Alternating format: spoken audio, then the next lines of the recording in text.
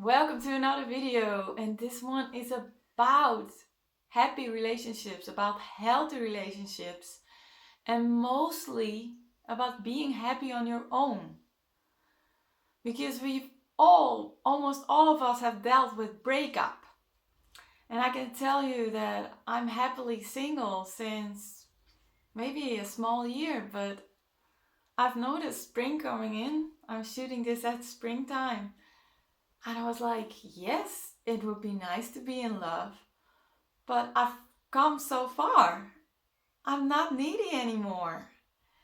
And I think this is progress, and I don't want to brag. What I want to tell you that it's possible.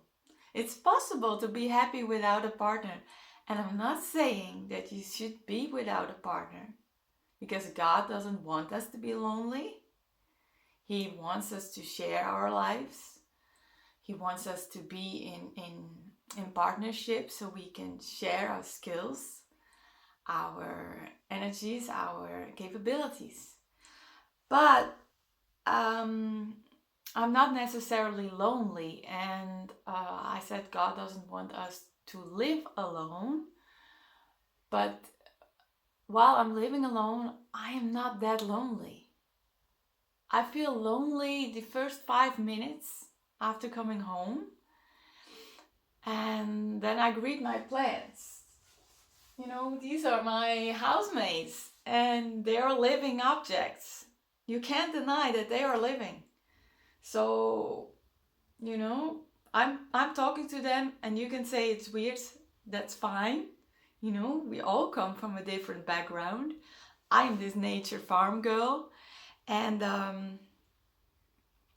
I found a way to fill that gap, because there's this gap, right? There's this huge time gap you get after a breakup. You know, you don't have those Saturday evenings at the couch anymore. You don't have going out on Sunday mornings together. You don't have lazy mornings in bed anymore. It's hard. Breakups are so hard. And that's why today I'm gonna encourage you and teach about this dynamic. And you probably heard about this or not, but you know what I mean. When I talk about neediness, about you like longing for your partner to be there for you, to support you, to spend time with you, to send you those cute messages that will make up a whole bad day. You know, because in the beginning he did that. In the beginning, when you were first in love, he was sending texts all the time, or she. And you want that to continue. You want that closeness. You want that innate, that intimate connection. And it's not always there, you know, because he has his mind filled up with worries, and you have your own worries.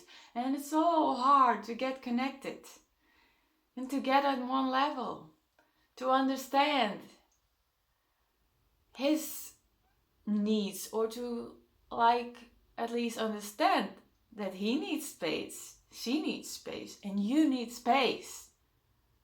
You know, oftentimes we want to get so close. We want to go inside that person, want to know all about him, want to know who he spoke today, exactly what he was telling to his boss. That's unhealthy, you know. There's so many people that want to be too clinchy, and then there's the other opposite style, that this person, he's avoided. And this can be a girl. But once this person wants to get too close, he gets like, oh, I need my space. And this person needs her space too, but she doesn't know it. She doesn't know how to be on her own. And this is a skill we need to learn. We need to be happy on our own, and we need independency inside of the relationship. We need independency inside of the relationship. And this is so hard, because then, you know, you don't want to be separate. You don't want to be too independent, because then you would be too far away. So you want to twirl around each other so you can be together in love at Saturday evening. And the other days, some other evenings too. But then during the working hours, I want to be free, flowing, you know? Want to be happy with your friends, want to be happy skydiving, horse riding, writing, dancing. What are your hobbies? You want to do your own hobbies at least. And I'm probably sure that you do your own job. Even when you have a company together, you can own a company together and still have your own space. It's possible. But you have to have this sense of trust. And my trust is rooted in God, but you know, it's deep. As God is within me, and this is for you not religious, you know, you have to have that sense of self. And this sense of self is about your needs and your wants. You have to be able to fulfill them on your own, you know. And this is not about the food and about sleep. Those are basic needs. But the needs, yeah, of course, he can tape your tire, your flat tire, if you're a woman. But at some sense, you know, you have to be strong. To not hang on the phone like this. Oh, my tire is flat. Please come over now because I can't go on. You know? And then he would say, hey girl, that sucks, but I'm at the office now. It's best you ring the bike repairman. And you're like, no. You need to come. It's you. You can do it a lot better. It's too far to go to the bike repair. And then he's like, that girl, she's gonna be fed up with me if I say no right now. I best come over. You see? Boundaries are crossed. He's deprived of his own space. It can happen for once if there's an emergency, you know? Like if someone's in the hospital, some family member. Yes, then he should come out of the office. But not if you're having a flat tire. And this is a mistake I see that girlfriends of me make, that I've been making myself. I've been very dependent on my dad, which is a form of codependency. I was too needy, was always accustomed to him being available. So I got to call my dad a lot. And one after graduation, when I had my first jobs, I got fired a couple of times because I was working in the wrong offices, and I was not enjoying the work. And then I went to first call my dad. Was like, oh, they fired me again. It was fair to cry, but it's not fair to always lean on the same person and to always expect them to be available, you know. You have to see it clearly to see, like, if that's the space, you know, you can take of this other person, you know. And it's about feeling this again, this interaction of this person, my dad, having space enough and you asking a fair amount of his space. Or, you know, let's say that the middle is fair, but if I cross the middle, I'm asking too much. I'm not able to find any alternative sources, you know, because there could be one girlfriend, there could be an independent psychologist, and it could be a stranger. All three other options, other sources or other people to call. So in that sense, I could spread out my need to talk to someone over 4 people: my dad, a stranger, a psychologist, and an independent helpline. Yeah, there's this independent helpline in the Netherlands. It's a phone. You can call this helpline anonymously, and you can tell your story 24/7. It's an anonymous listening line, call it. So this is one of the 4 sources I could call when I'm fired again. And that means I would spread out. I would spread out my needs over 4 people instead of 1.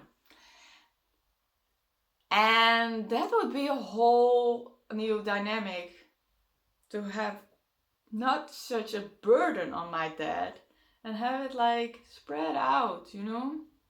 Have several people to talk to, different people who respond in different way, who I talk to differently, because every person, you know,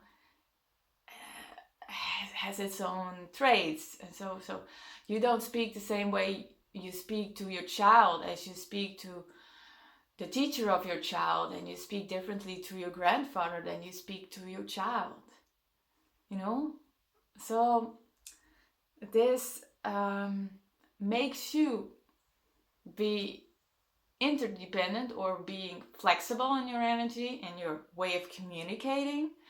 And all that to say, it would be very, very healthy to speak with several people on one topic, because several people have several opinions, and they would like have different ideas. Like maybe all of these people, if you would call all 4 of them, they would say something differently. But in the least sense, you get a very rich response, and it takes the burden off my dad. So that's the main thing. You don't want to burden just one person with all your day's activities. Of course, there's this one special person. It's your partner. You want him, you know, to know everything about you. But he has his own life, and she has her own life. And you cannot depend on just one person to tell your stories to. It's a lot. So it's very healthy to have several relationships. And those several relationships, it can be any relationship. So don't think you need to have a bunch of friends. It's not necessary to have many friends to spread out, or to have your circle, you know, because friendships are hard, but you need to have a life, a rich life, in which you can let it out. You can let it out, and this is expression. And to have a rich life means you have a couple of people to talk to, and preferably a partner, and God. And a lot of expression. What am I doing here? I'm letting it out. I'm sharing this very, very fine topic.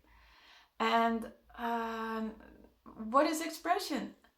You know, I can spend many hours writing, singing, and dancing. Sometimes I make poetry, but now here I'm speaking to you. And I'm also calling this independent helpline once a week, I think. I sometimes go to therapy, but I have these outlets, you know? And that makes my emotions regulate. My emotions regulate by all this expression. And I told you, writing is my thing, so I can fill up this time, and I can fill up this gap that was left after a breakup.